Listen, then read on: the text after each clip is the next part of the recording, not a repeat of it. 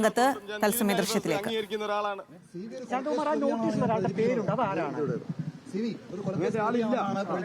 ഞാനൊരു കേസിലും പ്രതിയല്ല. ഞാനൊരു കേസിലും നിലവിൽ എന്നെ ആരും ശിക്ഷിക്കും, ഒരു കോടതി പോലും എന്നെ ശിക്ഷിച്ചിട്ടില്ല. ഒരു കേസിലും പ്രതിയല്ല. നിലവിൽ എനിക്ക് ഒരു കേസുമില്ല, ഇതിന്റെ പേരിൽ ഒരു FIR ഇല്ല. അവരോട് തന്നെ ഞങ്ങൾ ഉപരോധിച്ചത്. അവരോട് തന്നെ പോയി ചോദിക്കും. ഒരിക്കലും അങ്ങനെ ചെയ്യത്തില്ല. എന്റെ പേരിൽ ഒരു FIR ഇല്ല. നിങ്ങൾ പത്തനംതിട്ട പ്രസ് ക്ലബ്ബിൽ വിളിച്ചതിൽ എന്നോട് ചോദിച്ചതേ ഉള്ളൂ. നിങ്ങൾ മനഃപൂർവ്വം ആരോ പറഞ്ഞിട്ട് നിങ്ങൾ ചോദിക്കുകയാണ്. നിങ്ങൾ ഒരു മാസത്തിനുള്ളിൽ പത്തനംതിട്ട പ്രസ് ക്ലബ്ബിൽ വിളിച്ചപ്പോൾ നിങ്ങൾ എന്നോട് ഇവിടുത്തെ വികസനമല്ല ചോദിച്ചത്, എന്റെ പേരിൽ FIR. നിങ്ങൾ പോയി അന്വേഷിക്കുക, നിങ്ങൾക്ക് പറ്റുമല്ലോ. വിവരാശ പ്രകാരം നിങ്ങൾ FIR എടുക്കുക. ഞാൻ എന്റെ ഏത് കോടതിയെ ശിക്ഷിച്ചത് നിങ്ങൾ എടുക്കുക. ഞാൻ എന്റെ സ്ഥാനാർത്ഥിത്വം പിൻവലിക്കുക, ഈ നിമിഷം പിൻവലിക്കാം. പബ്ലിക് പ്ലാറ്റ്ഫോമിൽ ഉണ്ട് എന്നാണ് CPI പറയുന്നത്. ഏതാണ് അങ്ങനത്തെ FIR, താങ്കൾക്ക് പ്രതിയായിട്ടുള്ള FIR പൊതുമധ്യത്തിൽ ഉണ്ട് എന്നാണ് അവർ പറയുന്നത്. ഉണ്ടെങ്കിൽ അവര് കൊണ്ടുപോട്ടെ. അവരുടെ പേരിൽ എടുക്കട്ടെ നോട്ടീസ് ഇറക്ക്. LDF കൺവീനർ അല്ലെ സ്ഥാനാർത്ഥിയുടെ പേരിൽ നോട്ടീസ് ഇറക്കട്ടെ. LDF സ്ഥാനാർത്ഥി ഇറക്ക്. ഈ സമയമുണ്ടല്ലോ. പക്ഷേ അവർക്ക് ഈ നോട്ടീസിന് അത് പങ്കില്ല. ഉണ്ടെങ്കിൽ അവരുടെ പേരോ നോട്ടീസ് ഇന്നലെ ഇവിടെ നമ്മൾ പറഞ്ഞു നമ്മൾ ആരെയും ഇത് അന്വേഷിക്കണമെന്നേ പറഞ്ഞുള്ളൂ. ഇത് അന്വേഷിക്കണം നമ്മൾ ആരെയും എതിർ പാർട്ടികൾ ആരും നമ്മൾ പറഞ്ഞില്ല. ഇത് അന്വേഷിക്കണം, സത്യസന്ധമായി ആരുടെയും പേര് പറഞ്ഞിട്ടില്ല. LDF അല്ലേ ഭരിക്കുന്നത്? 10 വർഷം LDF അല്ലേ ഭരിക്കുന്നത്? അവർക്ക് അന്വേഷിക്കാൻ 10 വർഷമായില്ലേ LDF ഭരിക്കാൻ തുടങ്ങിയിട്ട്? ഇല്ലേ, 10 വർഷമായില്ലേ?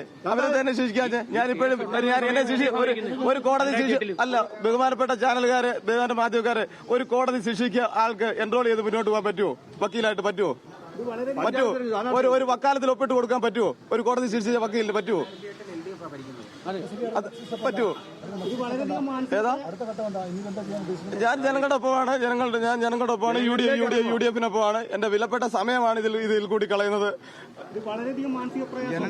തീർച്ചയായും ഇതിനകത്ത് ഉണ്ടാകുന്ന മാനസികമായും ശാരീരികമായുള്ള ആഘാതത്തിന് ഇതിനെ നോട്ടീസ് ഇറക്കിയവർ ഉത്തരവാദിത്തം പറയണം. നിയമപരമായി അവരെ നിയമത്തിന് മുന്നിൽ ഞാൻ കൊണ്ടുവരും. ഞാനൊരു അഭിഭാഷകനാണ്.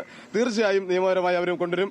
ഇന്ന് ഇപ്പോൾ DYSP ഓഫീസിൽ വന്ന പ്രതികളെ ഇറക്കിക്കൊണ്ട് പോയവർക്കെതിരെ അതിന് നടപടി എടുക്കേണ്ടതായിട്ട് തോന്നുന്നുണ്ട്. ഞാൻ ഇലക്ഷൻ കമ്മീഷന് DYSPക്കെതിരെയും SHOക്കെതിരെയും പരാതി കൊടുക്കും. ഇന്ന് തന്നെ കൊടുക്കും. കണ്ണൻ എന്നുള്ള പേരാണ് ഉപയോഗിക്കാൻ തുടങ്ങിയത്. ഇപ്പൊ നോട്ടീസ് ഉണ്ടായിരുന്നു. എന്താ നിങ്ങൾക്ക് തോന്നുന്നത്? പ്രിജി ശശിധരൻ എന്നായിരുന്നു ഇവരുടെ യഥാർത്ഥ പേര്. MG കണ്ണനുമായി ബന്ധപ്പെട്ടിട്ട് സഹതാപം കിട്ടും എന്നുള്ള ഉദ്ദേശത്തോടു കൂടി തന്നെയാണ് പ്രിജി കണ്ണൻ എന്നുള്ള പേര് തുടക്കത്തിലെ ആക്കിയത്. ഇവരുടെ യഥാർത്ഥ പേര് പ്രിജി ശശിധരനാണ്. അവർ പഞ്ചായത്ത് തെരഞ്ഞെടുപ്പിലെ സ്ഥാനാർത്ഥിയായിരുന്നു. പഞ്ചായത്ത് തെരഞ്ഞെടുപ്പിൽ അവർ പരാജയപ്പെട്ടു കൊല്ലം ജില്ലയിൽ. ആ പരാജയപ്പെട്ടപ്പോൾ 3ാം സ്ഥാനത്ത് പോയതാണ്. അവർ പരാജയപ്പെട്ടപ്പോൾ അവരുടെ പേര് പ്രിജി ശശിധരൻ എന്നായിരുന്നു. ഇപ്പോൾ അത് കണ്ണനുമായി ബന്ധപ്പെട്ട് അടൂരിലൊരു എല്ലാവർക്കും ഒരു വികാരമുണ്ട് എന്നുള്ളത് അറിയാം. അതിന് മനഃപൂർവ്വം പ്രിജി കണ്ണൻ എന്നാക്കി മാറ്റിയതാണ്.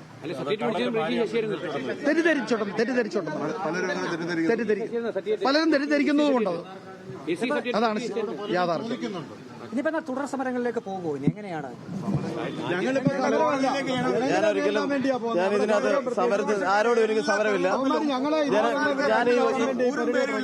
ഞാൻ ഈ വസ്തുക്കൾ എന്റെ പ്രബുദ്ധരായ ജനങ്ങളുടെ മുന്നിൽ സമർപ്പിക്കുകയാണ്. ജനങ്ങൾ തീരുമാനിക്കട്ടെ, ജനം വിധി എഴുതേ. അടൂരിലെ പ്രബുദ്ധരായ ജനം വിധി എഴുതട്ടെ സത്യസന്ധമാണെന്ന്. അവരിപ്പോഴും വെല്ലുവിളിച്ച് പറയുന്നു. ഇനിയും നോട്ടീസ് ഞങ്ങൾ പരസ്യമായി വിതരണം. അപ്പം ഇലക്ഷൻ ചട്ടലംഘനമല്ലേ?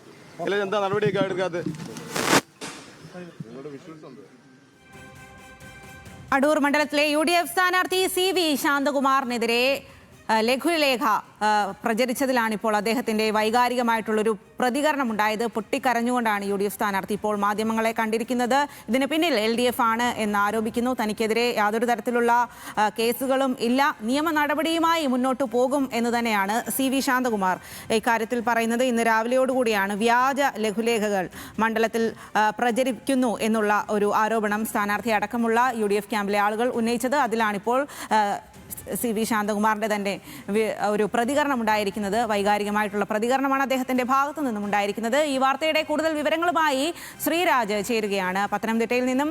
ശ്രീരാജ്, ഇത്തരത്തിൽ ലഘുലേഖകൾ വിതരണം ചെയ്തു, അതിലാണ് ശാന്തകുമാർ കൊലക്കേസ് പ്രതി എന്നുള്ള പ്രചരണം ഉണ്ടായത്. അതിലിപ്പോൾ ശാന്തകുമാറിന്റെ പ്രതികരണം കണ്ടു, പൊട്ടിക്കരയുകയാണ് ചെയ്തത്. അതുപോലെ തന്നെ ഇതിന് പിന്നിൽ LDF പ്രവർത്തകരാണ് എന്നുള്ള ആരോപണമാണ്. പ്രത്യേകിച്ചും ഇനി നിശബ്ദ പ്രചാരണത്തിന്റെ ദിവസമാണ്, ഒരു ദിവസം മാത്രമാണ് പോളിംഗ് ബൂത്തിലേക്ക് പോകുവാനായിട്ടുള്ളത്. അതുകൊണ്ട് തന്നെ ഈ ഒരു ആരോപണം, ഈ വിവാദം എത്രമാത്രം നിർണായകമാണ് അടൂരിൽ ഈ ഒരു സമയത്ത്?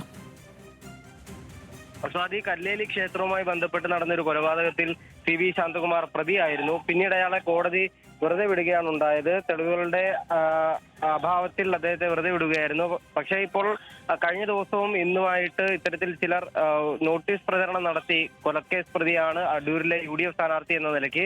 അതിലായിരുന്നു UDF പ്രവർത്തകർ RDO ഓഫീസ് ഉപരോധിക്കുന്നത് അടക്കമുള്ള നടപടികളിലേക്ക് കടന്നത്. അതിനുശേഷം മാധ്യമങ്ങളോട് സംസാരിക്കുന്നതിനിടയിലാണ് വൈകാരികമായി ശാന്തകുമാർ പ്രതികരിച്ചത്. താൻ ഏതെങ്കിലും തരത്തിൽ കൊലപാതക കേസിൽ പ്രതിയായിട്ടുള്ള ആളല്ല, തനിക്ക് അത്തരത്തിലൊരു കേസിൽ ഉൾപ്പെടാൻ കഴിയുകയുമില്ല. പക്ഷേ LDF പ്രവർത്തകർ തനിക്കെതിരെ ഇത്തരത്തിലുള്ള വ്യാജ പ്രചരണം നടത്തുന്നുവെന്നായിരുന്നു CV ശാന്തകുമാർ UDF സ്ഥാനാർത്ഥി പ്രതികരിച്ചത്. പക്ഷേ രാവിലെ ചിറ്റയം ഗോപകുമാർ പോലീസ് സ്റ്റേഷനിൽ നിന്നും ഇത്തരത്തിൽ ഈ സംഭവവുമായി ബന്ധപ്പെട്ട് പിടികൂടിയ CPI പ്രവർത്തകരെ വിട്ടുകിട്ടണമെന്നാവശ്യപ്പെട്ട് പോലീസ് സ്റ്റേഷനിലെത്തിയ ഘട്ടത്തിൽ ചിറ്റയം ഗോപകുമാർ പറഞ്ഞത് കോൺഗ്രസ് പ്രവർത്തകർ തന്നെ പ്രചരിപ്പിക്കുകയാണ് ഇത്തരത്തിലുള്ള നോട്ടീസ്.